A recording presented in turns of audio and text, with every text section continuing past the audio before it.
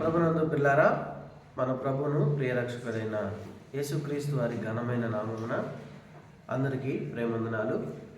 ఈరోజు మన మధ్యలో కొన్ని ప్రశ్నలతో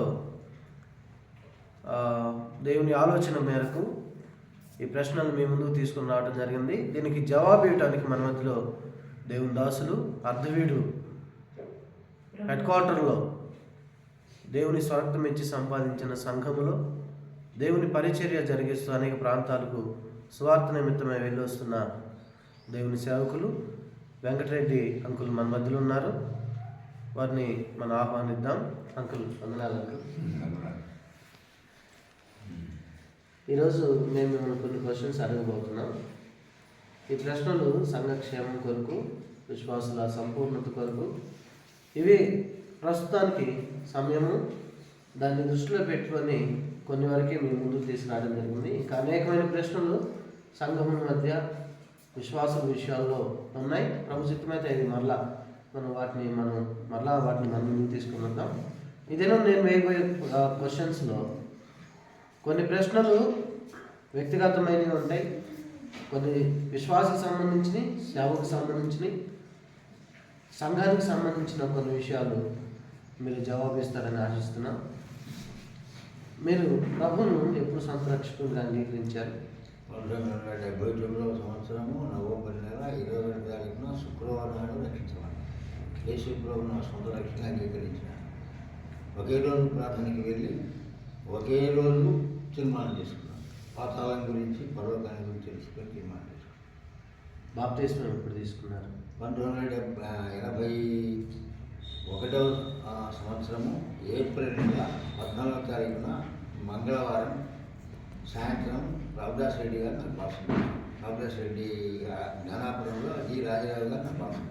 దేవుని సేవకు రావాలనే ప్రేరేపణ మీకు ఎప్పుడు కలిగింది? దేవుని సేవకు రావాలని ప్రేరేపణ 1988వ సంవత్సరంలో ప్రేరేపణ వచ్చింది.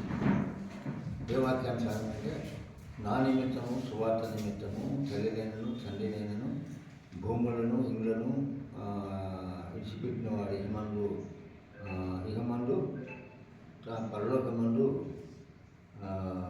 నిత్య జీవమును చేపట్టాలని వాక్యానుసారంగా వచ్చేసాను. 88వ సంవత్సరంలో సేవకు వచ్చేసాను. బాప్సం తీసుకున్నది 81లో. 88లో ప్రభు సేవకు వచ్చారు. 81లో బాప్సం తీసుకున్నాను. 88లో ప్రభు పరిచర్యకు పిలువబడ్డాను. సేవ పట్ల, దేవుని సేవ పట్ల ప్రతి విశ్వాసికి ఉన్న బాధ్యత ఏంటో ఒక మాట చెప్పగలరా? ప్రతి విశ్వాసికి మారుమనసు లేని ప్రాంతాలకు వెళ్ళి శిలువను గురించిన సువార్త ప్రకటించే బాధ్యత, అది ప్రాముఖ్యమైనటువంటి ఆజ్ఞ.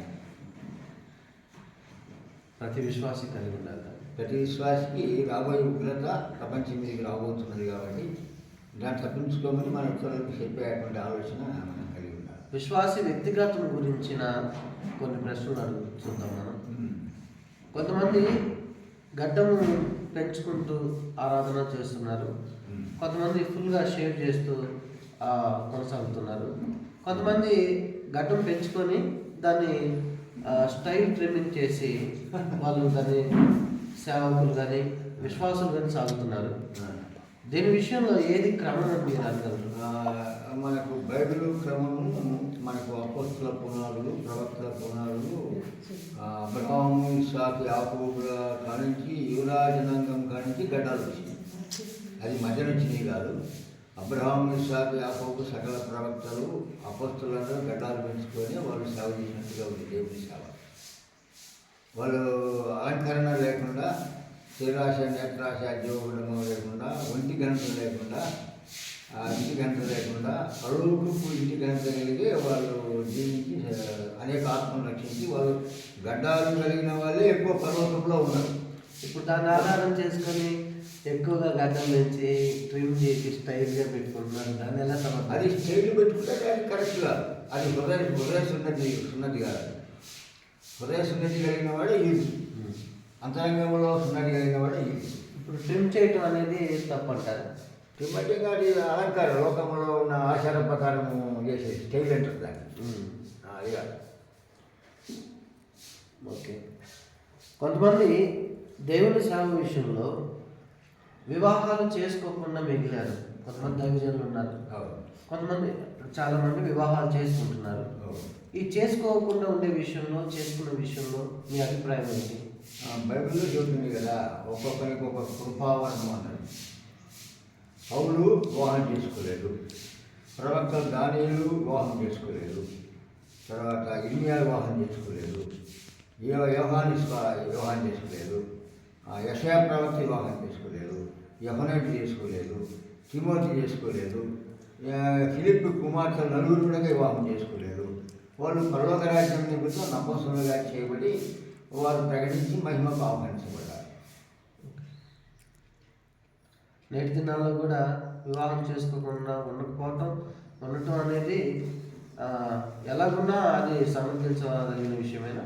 ఎవరు సమర్థించవచ్చు. ఎందుకంటే బైబిల్ చెప్పేది నా వలే ఉండటం పెళ్లి కాని వారితోనూ విధవరాలతోనూ చెబుతున్నా అని పౌలు అంటాడు. ఒక విశ్వాసి దేవుడు తనకిచ్చిన వాటిలో ఎందుకు ఖరీదైన వస్త్రాలు వేసుకోకూడదు?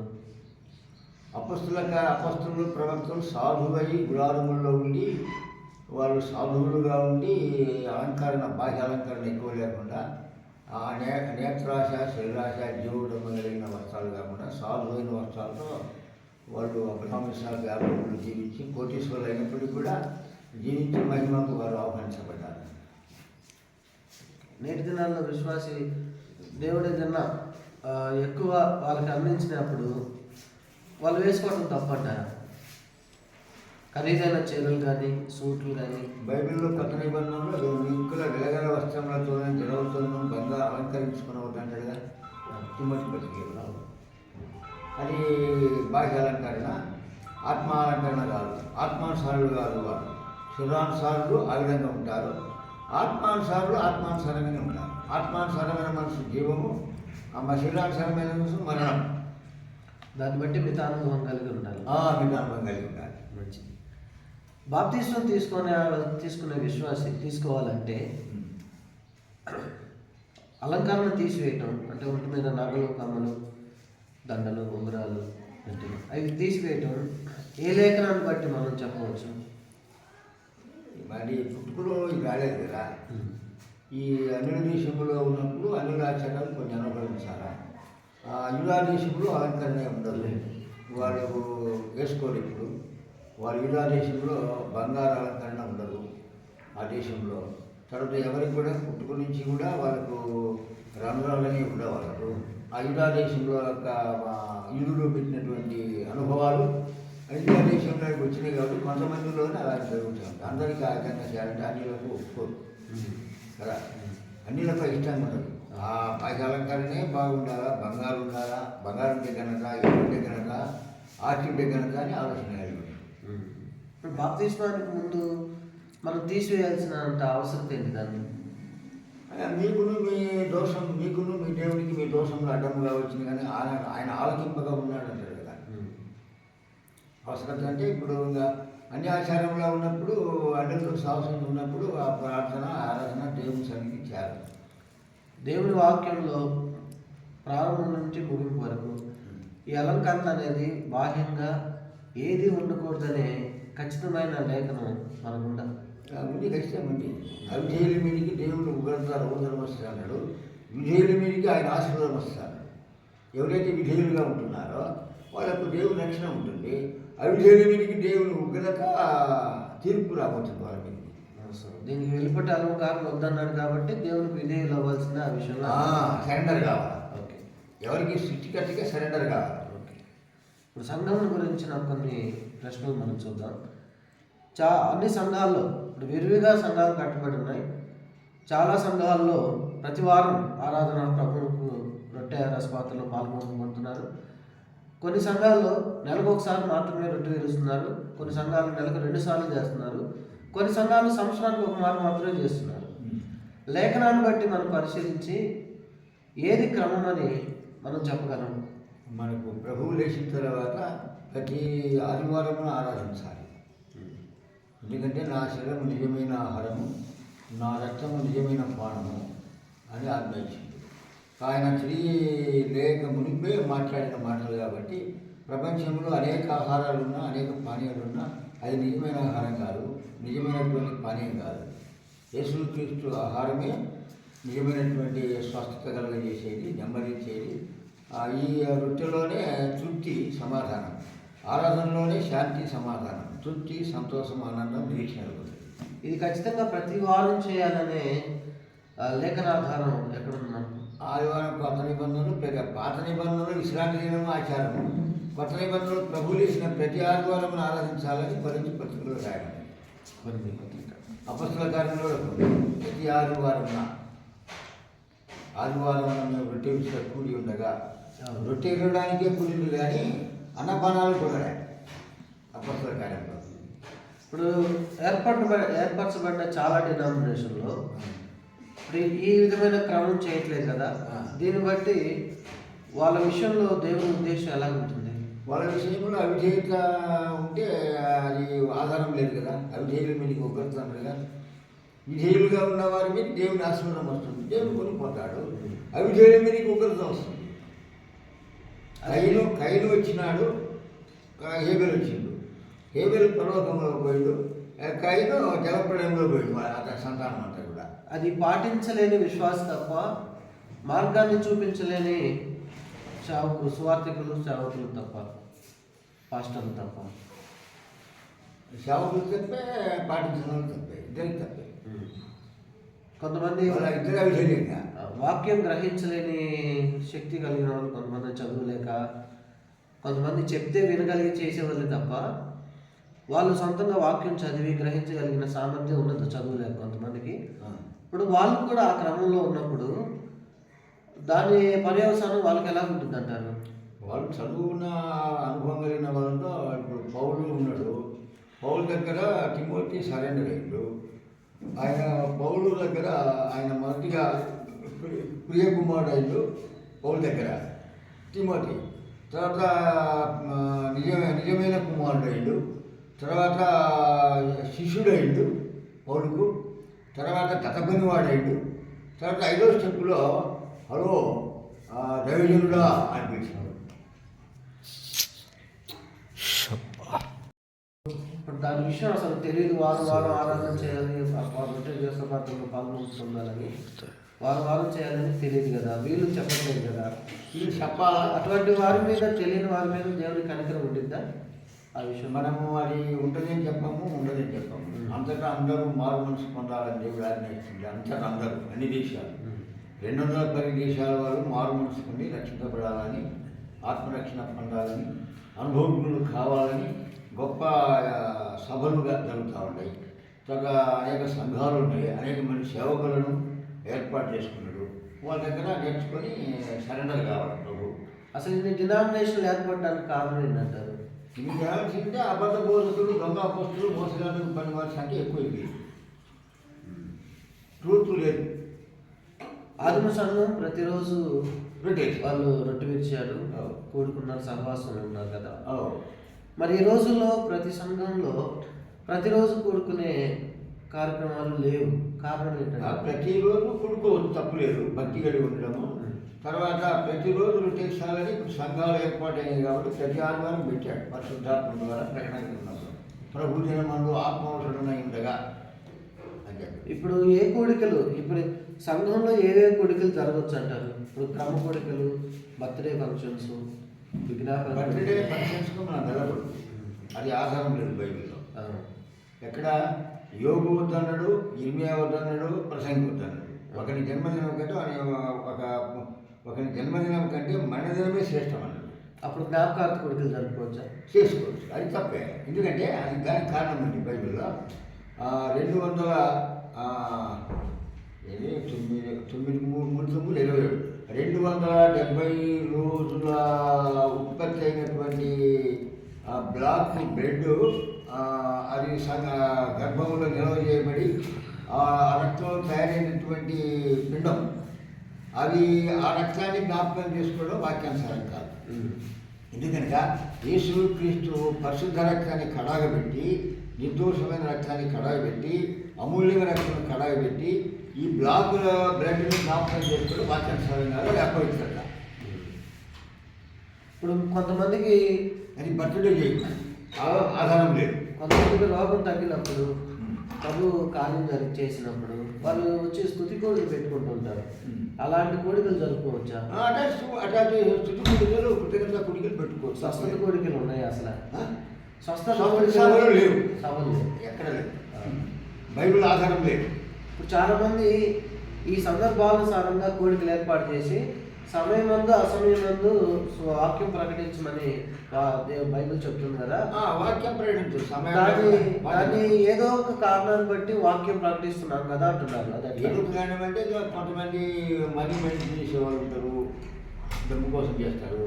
కొంతమంది సత్యం కోసం చేస్తారు. కొంతమంది నీతి నిజాయితీ కలిగి స్వార్థంగా చేస్తారు. డబ్బు లేకుండా ఇచ్చినందుకు స్వార్థ ప్రకటిస్తారు.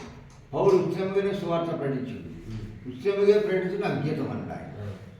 అది వాక్యానుసారం. ఇప్పుడు ఈ సందర్భాలు బర్త్డే కానీ జ్ఞాపకార్థం కానీ మేలు జరిగినప్పుడు ఏర్పాటు చేసుకున్న కోరికలు కానీ వీటిలో కూడా వాక్యం వాళ్ళు ఏదో సత్య సంబంధమైన ఆలోచన కలిగి వాళ్ళు ఏర్పాటు చేసిన దాని మీద దేవుని ఉగ్రత ఉంటుందంటారా, అక్రమం అంటారా? భిన్నంగా సత్యానికి భిన్నంగా ఉగ్రత ఉంటుంది. ఓకే, వాళ్ళు ఒబీడియంట్గా దాన్ని చేస్తే అంటే ఏం చేస్తే సువార్త ప్రకటించాలనే ఆలోచనతోనే ఏర్పాటు చేశారు అనుకోండి, ఏదో కారణాన్ని బట్టి అది కూడా అక్రమం అంటారా?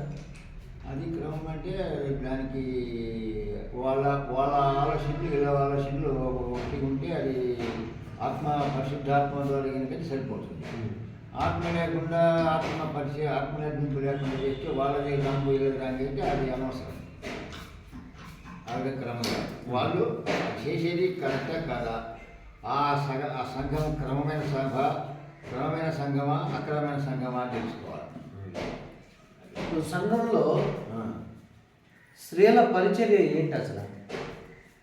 స్త్రీల పరిచర్య వాళ్ళు వాక్యం ఉపదేశించకూడదు,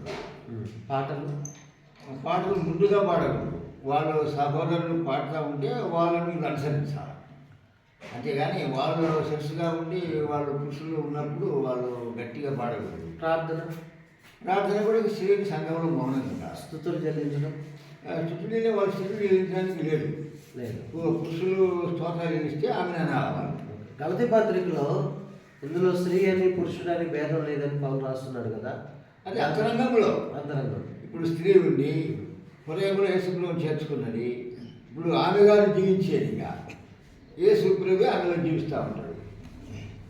కాబట్టి ఇంకా యేసుప్రభువును ధరించుకున్నట్టు ఆమె ఇంకా అంటే ఆయన ధరించుకోబట్టే వాళ్ళని తీసేయాలని క్రీస్తు యేసును ధరించుకొని ఉన్నారంటాడు కదా. ఇప్పుడు పురుషులు లేనప్పుడు స్త్రీల కోడికి ఏర్పాటు చేసుకొని స్త్రీలు ప్రసంగించవచ్చా?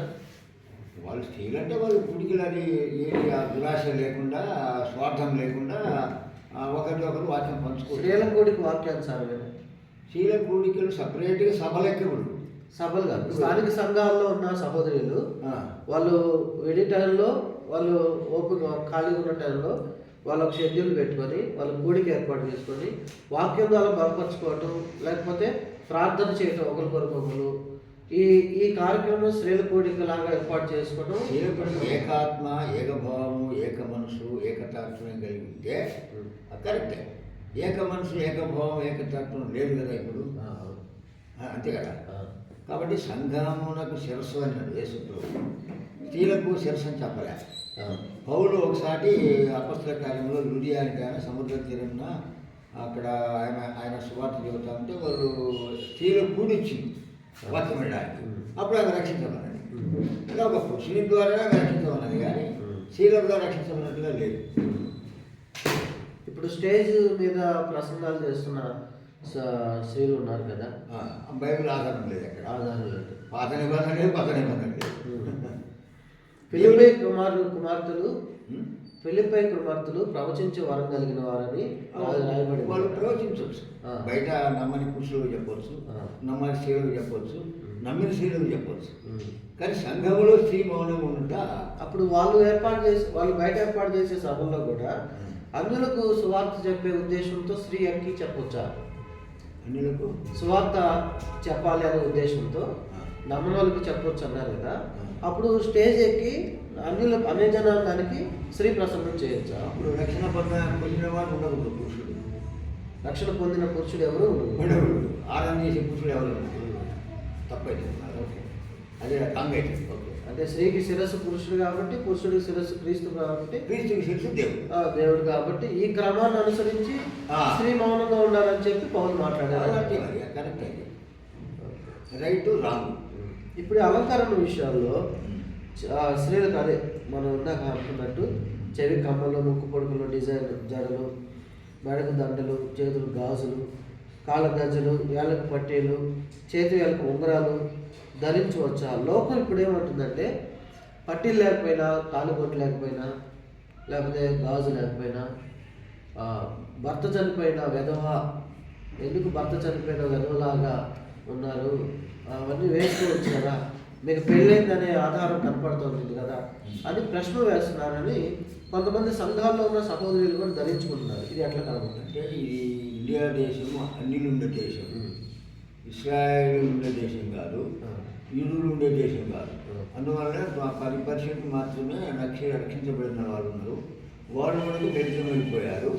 90% అన్నిలు ఎక్కువగా ఉంటారు కాబట్టి విగ్రహారాధికులు అన్నిలు వాళ్ళ ఆచారాలు కోర్స్ అయిపోతుంది కాబట్టి జయించడానికి తగిన శక్తి కావాలి, విశ్వాసం కావాలి. ఇప్పుడు సహోదరులు వేసుకోకూడదనే మాట అంటారు, వేసుకోకూడదనే మాట అంటారా? బైబిల్లో ఆధారం చేసుకోవాలి.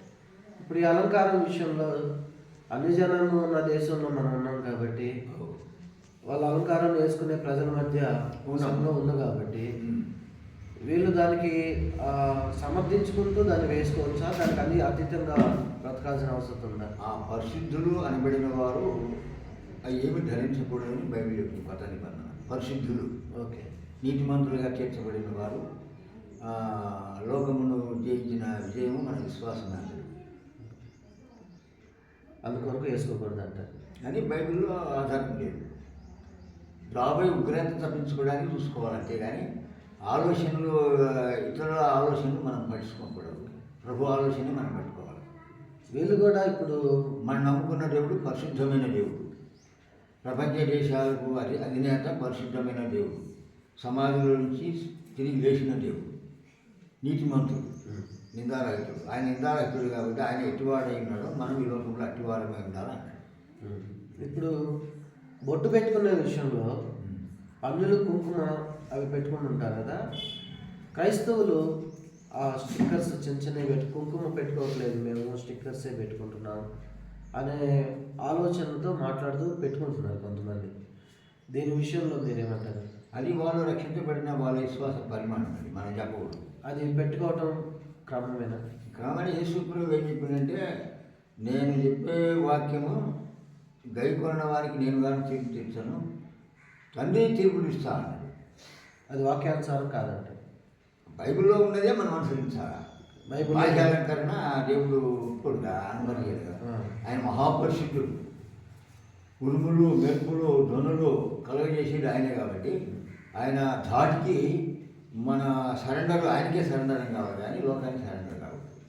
ఇప్పుడు ఉపవాస విషయంలో కొంత వాక్యంలో కొన్ని చోట్ల రహస్యంగా నువ్వు ఉపవాసం ఉండే విషయం కూడా ఎవరికి తెలియకుండా ఉండాలి అది అన్నీ లేవు.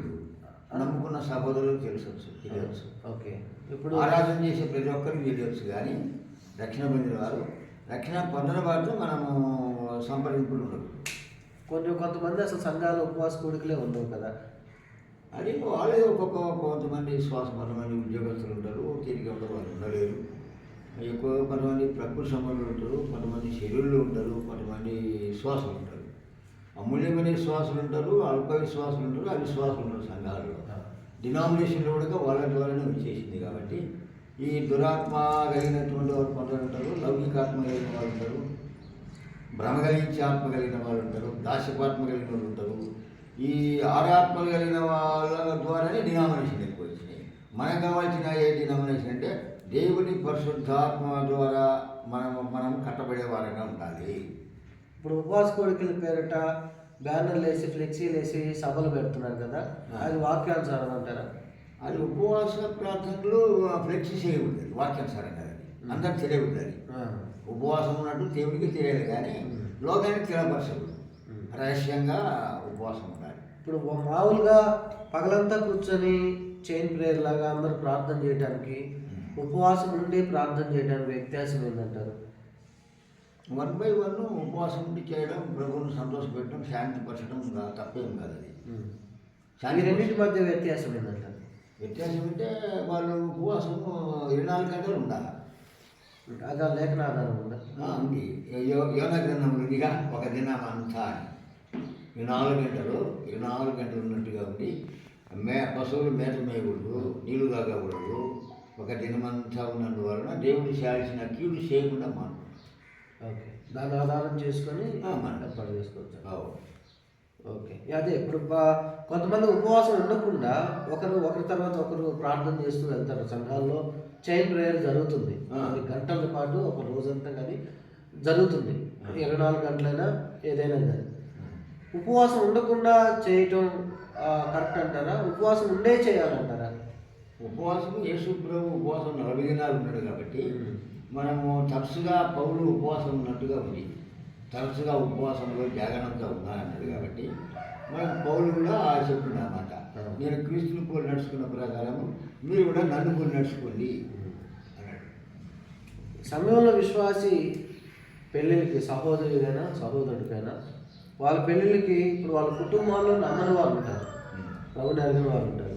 అలాంటి వాళ్ళు వచ్చి ఆచారాలు చేస్తున్నప్పుడు అవి చేయాలన్నప్పుడు ఇప్పుడు నమ్మిన విశ్వాసం కుటుంబీకులు కానీ ఆ వ్యక్తి కూడా నమ్మిన ఆ వ్యక్తి కానీ వాళ్ళ ఫోర్స్ వల్ల దాన్ని జరిగించాల్సి వస్తుంది.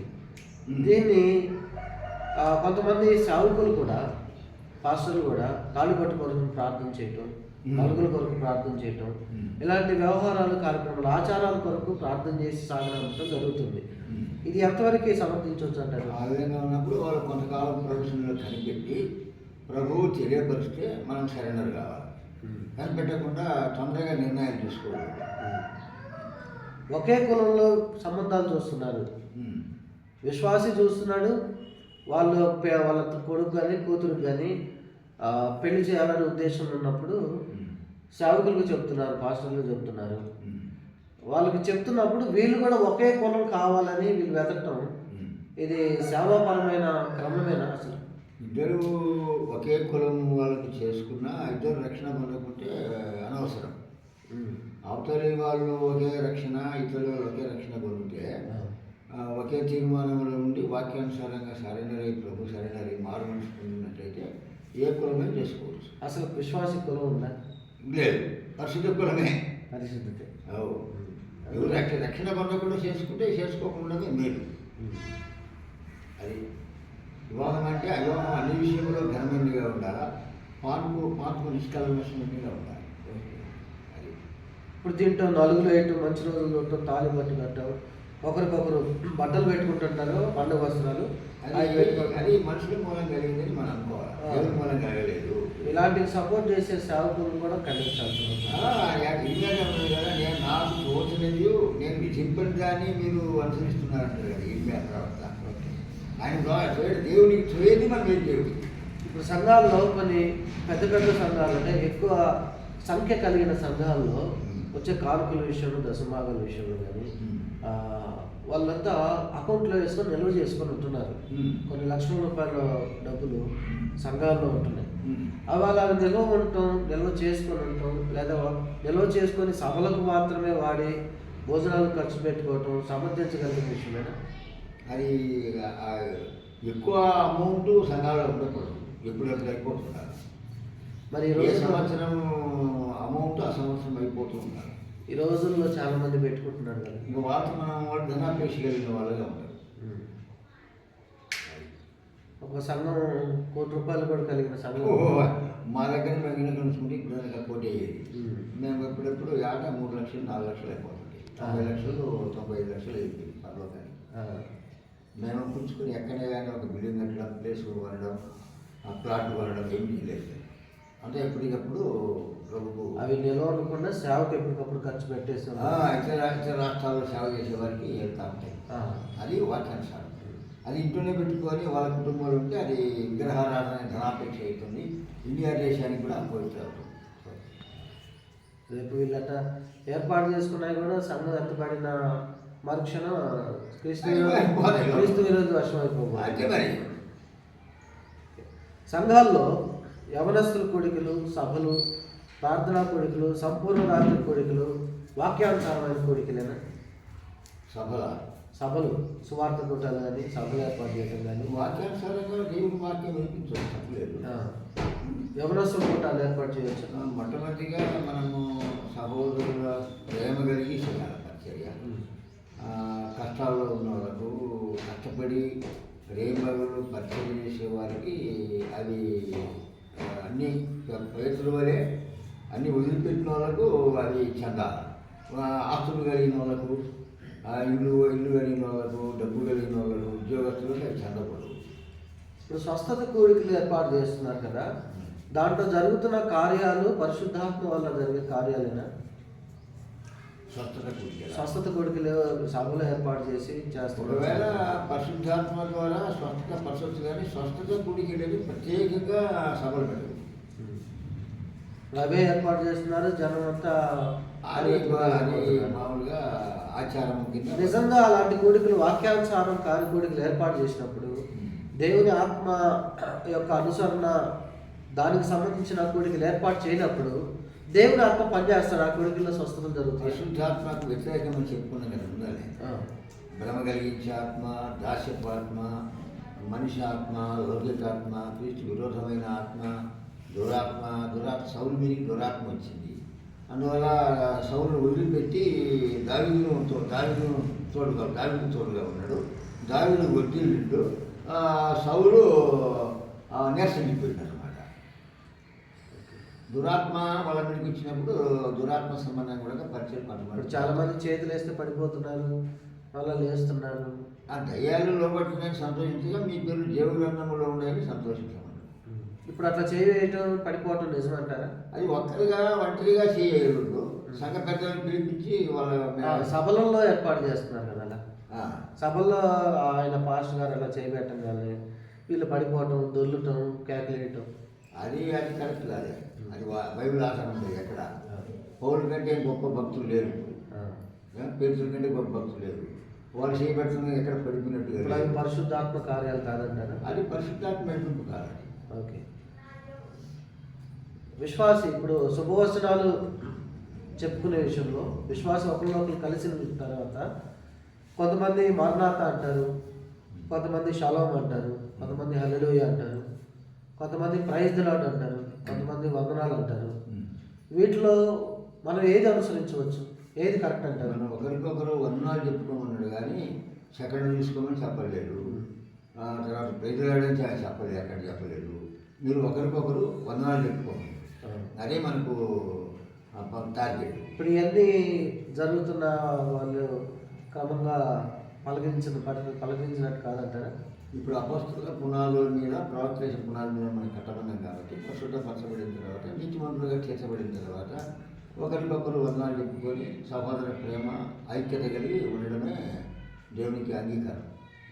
ఇప్పుడు కొంతమంది దేవుని సేవకులు పేర్లు అంటే రెవరెన్స్ అని వాళ్ళ పేర్లు ముందు పెట్టుకుంటున్నారు, పాస్టర్ అని పెట్టుకుంటున్నారు, ఇవాంజలిస్ట్ అని పెట్టుకుంటున్నారు, ప్రవక్త అని పెట్టుకుంటున్నారు, అపోస్తులు అని పెట్టుకుంటున్నారు ఈ దినాల్లో కూడా. వీటిలో లేఖనాన్ని బట్టి మనం దేన్ని అనుసరించవచ్చు అంటారు పెట్టుకునే విషయంలో? రెవరెండ్ అనేది లేఖనాల్లో రాయబడలేదు కదా. రెవరెండ్ అంటే పౌలుగా మార్చబడ్డాడు, సారాయిగా ఉన్నాను సారాగా మార్చబడినది. కొత్త పేరు పెట్టి పిలిచినా తప్పలేదు, పేరు పెట్టవచ్చు.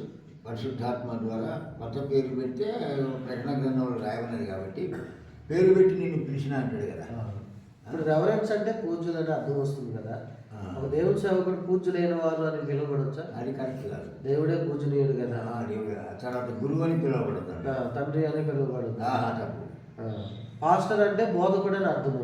పాస్టర్ అంటే కాపరి బోధకుడు అర్థాలు వస్తున్నప్పుడు కాపరిగా ఉంటున్నాడు కాబట్టి తాను ఆ పేరు పాస్టర్ అనే పేరు పెట్టుకోవచ్చు. సంఘ కాపరి అంటారు. అసలైన కాపరి, ప్రధాన కాపరి యేసు ప్రభువే. యేసు ప్రభు తర్వాతనే భూలోకంలో కాపరు. ఈ చిన్న కాపరులు, కనబడే కాపరులు, కనిపించని కాపరి, ప్రపంచ దేశాలకు అధినేత ప్రభు, అధ్యక్షుడు. పాస్టర్ అని పెట్టుకోవచ్చా, సువార్థికుడు అనే పేరు వచ్చే ఇవాంజలిస్ట్ అని పెట్టుకోవచ్చా? పాస్టర్ పెట్టుకునే దానికంటే సహోదరుడు అని పెట్టుకోవడం లేదు. సహోదరుడు వంటి వాళ్ళు కావాల్సి వచ్చింది యేసుప్రభు. ఇంకా అది ఎబ్రీ పత్రిక 2వ అధ్యాయంలో సహోదరుడు వంటి వాడు కావలసి వచ్చిన వాళ్ళు సహోదరుడే అన్నారు.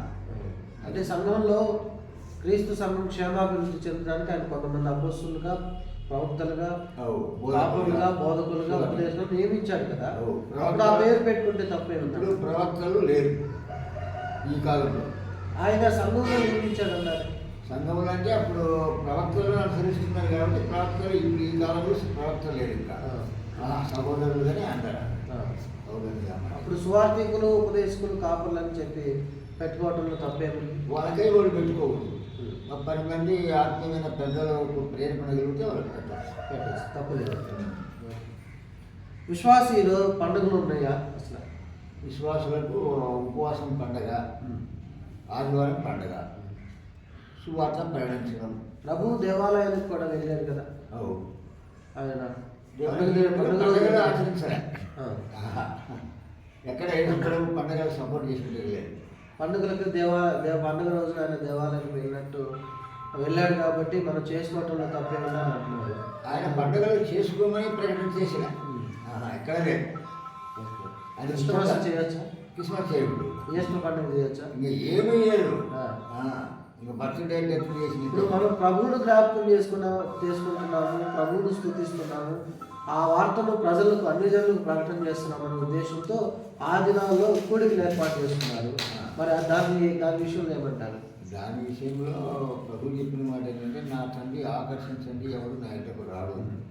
పండుగలు ఆచరిస్తే వస్తారు, బర్త్డేలు, డెత్ వేలు అని చేస్తే ఆకర్షించబడిన ఆధారం లేదు. పండుగలకు ఆకర్షించబడిన వాళ్ళని కరెక్ట్ కాదు. తండ్రి పరలోకమున్న తండ్రి ఆకర్షించాలి. ఆకర్షించినప్పుడే వీళ్ళు రక్షించబడతారు. చాలామంది ఇప్పుడు ప్రతి సంఘాల్లో, ప్రతి డెనామినేషన్ ఉన్న సంఘాల్లో కానీ ఈ పండుగల సందర్భంగా కానీ ఏదో సందర్భంగా కూడిక ఏర్పాటు చేస్తున్నారు, వాక్యం చెప్తున్నారు. ఎవరైనా కొంతమంది ఆకర్షించబడుతున్నారు, నమ్ముకుంటున్నారు, రక్షించబడుతున్నారు. అది అలా రక్షించబడే కార్యం అది జరగకపోతే, కూడిక ఏర్పాటు చేయకపోతే జరగదు కదా అని అంటున్నారు. దాని విషయంలో ఒకవేళ జరగకపోతే అది ప్రభు దగ్గరకి విచారణ, కొంతకాలం ఏదైనా కానీ విచారణ చేయాలి. ప్రభు దగ్గర అడిగి ఆయన దగ్గర ఉండి మనం అనుమతి తీసుకుని పోవడం మంచిది. అంటే సువార్త ప్రకటించడం తప్పలేదంట. సువార్త ప్రకటించడం తప్పలేదు. సువార్త ఎక్కడున్నా ప్రకటించవచ్చు. అక్కడికి పోవడం కాదుగా, పిలిచిన పోవడం కాదు, కానీ మధ్యన ఎవరికైనా సువార్త చెప్పవచ్చు. దావీదు నాట్యపాడనే ఉద్దేశంతో ఈ రోజుల్లో పండుగల సందర్భాలను దగ్గర పెట్టుకొని డ్యాన్స్ చేస్తున్నారు. అది కొత్త నిబంధనలు ఎక్కడ లేదుగా. కొత్త నిబంధనలు యేసు ప్రభు వచ్చిన తర్వాత అపొస్తలుల కార్యంలో వాళ్ళు డ్యాన్స్ చేసి డ్రమ్ములు కొట్టి చాలా వైద్యాలతో అటాసం చేసినట్టు లేదు. వాళ్ళు ఆత్మతో పాడిండ్రు, ఆత్మతోనే స్తుతించిండ్రు, ఆత్మతో ప్రార్థన చేసిండ్రు, మనసుతో ప్రార్థన చేసిండ్రు. వాళ్ళు చెరసాలలో వెళ్ళిపోయి, అంటే కూడికల్లో కూడా, సభల్లో కూడా వాయిద్యాలు వాయించకూడదంటారా? వాయిద్యాలు కొత్త నిబంధనల ఆధారం ఎక్కడ కనపడలే. ఒక శాతం ఉంది, ఇది ఏమంటారు, వీణలు అని ప్రకటనలు. అక్కడ తప్ప ఎక్కడ కూడా అన్ని కొట్టుతున్నట్టు ఎక్కడ. అంటే ఆ రోజు అపోస్తులు ఉన్న పరిస్థితుల్లో వాళ్ళు చేసే పరిచర్యకి వాయిద్యాలు వాళ్ళకి అందుబాటులో లేవు కాబట్టి పెట్టుకోలేదు. ఇప్పుడు కార్యక్రమం సఫలం అవడానికి ఏర్పాటు చేసుకుంటున్నాం అంటున్నారు. దీన్ని ఎలా అంటారు? అది బైబిల్లో అది కొరింథీ పత్రికలో పౌలు ఎక్కడ చెప్పినట్టుగా లేదు. ఆ పౌలు ఎక్కడ కూడా ప్రోత్సాహించినట్టుగా లేదు. మేము మీకు మాదిరి, అనేకులు క్రీస్తు శిలువకు శత్రువుగా ఉన్నారు అంటారు. అనేకులు అంటే వాళ్ళ పేరు చెప్పలే. ఇప్పుడు దాన్ని చేయొద్దు అని అంటే దాన్ని తీర్పు తీర్చినట్టు అయింది అని అంటున్నారు. అదేం తీర్పు కాదు, అది వాళ్ళ మనస్సాక్షి. మనం తీర్పు ఇచ్చేది కాదు కదా. ఇప్పుడు దాన్ని ఇట్లా చేయకూడదు, ఇది వాక్యానుసారం అని మనం చెప్పామనుకోండి, వాళ్ళు చేసుకోవచ్చు. ఆ విషయాల్లో గద్దెంపుకు తీర్పు తీర్చడానికి ఉన్న వ్యత్యాసం ఏంటి? తీర్పు అంటే ఆ తీర్పు వేరు. వాళ్ళు అన్యాయం చేయమని అన్యాయం చేయమన్నాడు, వాళ్ళకి తీర్పు తీర్చకూడదు. అపవిత్రంగా ఉండేవాడు అపవిత్రంగానే ఉండి చచ్చిపోతాడు, అతనికి జీతం ఉంటుంది. నీతిమంతుడైన వాడు ఇంకా నీతిమంతుడిగా ఉండనేమో, పరిశుద్ధిని ఇంకా పరిశుద్ధిగా ఉండని నేను త్వరగా వస్తున్నాను, వాని క్రియలు చొప్పున ప్రతి వారిని సిద్ధపడిన జీతం నా యొక్క ఉంటుంది. అంటే తప్పిపోయిన గొర్రెలను తిరిగి తీసుకురావాల్సిన బాధ్యత సంఘం పైన ఉంది కదా. తొలగిపోయిన గొర్రె వేరు, తప్పిపోయిన గొర్రె వేరు. ఓకే. అది తప్పిపోయిన గొర్రె వేరు, తొలగిపోయిన గొర్రె వేరు. ఓకే. నీతిమంతుల సభలో నుంచి నీతిమంతుల సభలో పాపులు నిలవలు అని ఉన్నారు. వాళ్ళు తొలగిపోయిన వాళ్ళు నీతి ఉండలేక పిలవబడే వాళ్ళని అనేకులు ఏర్పాట్లు ఉన్నారు కొందరే. ఇప్పుడు చాలా మంది దేవుని నమ్ముకున్న తర్వాత కూడా వాళ్ళు చేయాల్సిన క్రమంగానే చేసుకుంటూ పోతున్నారు. వాళ్ళు కష్టపడి వాళ్ళ కుటుంబాలను పోషించడానికి కష్టపడి వ్యవసాయము, ఉద్యోగము, వ్యాపారము ఏదో ఒకటి చేసుకుంటున్నారు. చేసుకొని వాళ్ళకి వచ్చే ₹1 వాళ్ళు వాళ్ళ కొరకు ఖర్చు పెట్టుకుని పోతున్నారు. దీనికి ఖచ్చితంగా పాత నిబంధనలో దశభాగం అని, కొత్త నిబంధనలో వర్ధిల్లను కూడా ఇవ్వాలని చెప్పిన వాక్యాన్ని బట్టి నేడు చాలామంది ఖచ్చితంగా మీరు ఇవ్వాలి అంటున్నారు. దాన్ని అప్పుడు వాళ్ళకి పొదువు అవుతుంది కదా, దాన్ని ఖచ్చితంగా ఇవ్వాలా, ఇవ్వకపోతే ఏమైంది అంటే వాళ్ళకి ఆశీర్వాదం విలువ తెలియదు, వడ్డీ లేదు కూడా వాళ్ళకి తెలియదు. అతిక్రమంలో దాచిపెట్టేవాడు వడ్డీలు, వాటిని ఒప్పుకొని విడిచిపెట్టినవాడు కనిగించమంటాడు. ఆయన వడ్డీలినట్టుగా ఉంది. చాలా మంది ఇప్పుడు యోగు వడ్డీలు, అబ్రహాం వడ్డీలు, ఇస్సాకు వడ్డీలు, నూరంతలుగా పంటలు పండించినటువంటి యాకోబు అస్సా విత్తనం వేసి వాళ్ళ అన్ని ఫిలిస్తీన్ల మధ్య విస్తారమైన పంట పండించినట్టు వడ్డీలుతారు. ఆ దేవుడు హస్తబలం కింద ఉన్నప్పుడు వడ్డీలుతారు. వడ్డీల పనులు వాళ్ళు ఎవరు తప్పలేదు. వాళ్ళు వడ్డీలు లేదంటే వాళ్ళ కూడా అతిక్రమం ఉంటుంది అని అర్థం చేసుకోవాలి. ఇప్పుడు ఖచ్చితంగా దేవుడికి భాగం తీయాలంటారా? దేవుడికి భాగం ఖచ్చితంగా తీయాలంటారా? వడ్డీలుంటే ఇవ్వచ్చు, వడ్డీ లేకుంటే ఇవ్వాల్సిన అక్కర్లేదు. వడ్డీ లేకుండా అంటే ఆ వ్యాపారం నష్టం వచ్చిన జీతం అందుకే పరిస్థితుల్లో లేకపోయినా, జీతం వాళ్ళకి చాలకపోయినా ఇవ్వాల్సిన అవసరం లేదంటారా? అది ఇవ్వచ్చు అని చెప్పకూడదు. మనం ఇవ్వకూడదు. దేవుడికి స్నేహితులను కావాలనుకున్న వాడు ఇస్తాడు తప్పకుండా, ఇవ్వకుండా ఉండలేడు కూడా. ఇప్పుడు తండ్రి ఉండడు, కుమారుడు ఉండడు. తండ్రికి భోజనం పెట్టకుండా ఉండలేడుగా. మనం పరలోకం తండ్రికి ఆహారం ఇవ్వకుండా ఉండలేక గుడి చేతతో మనం పోవుగా. గుడి చేతలో పోవుడు కదా. నిండు చేరుతుంది కాబట్టి దేవుడు నిండుగానే జీవిస్తాడు.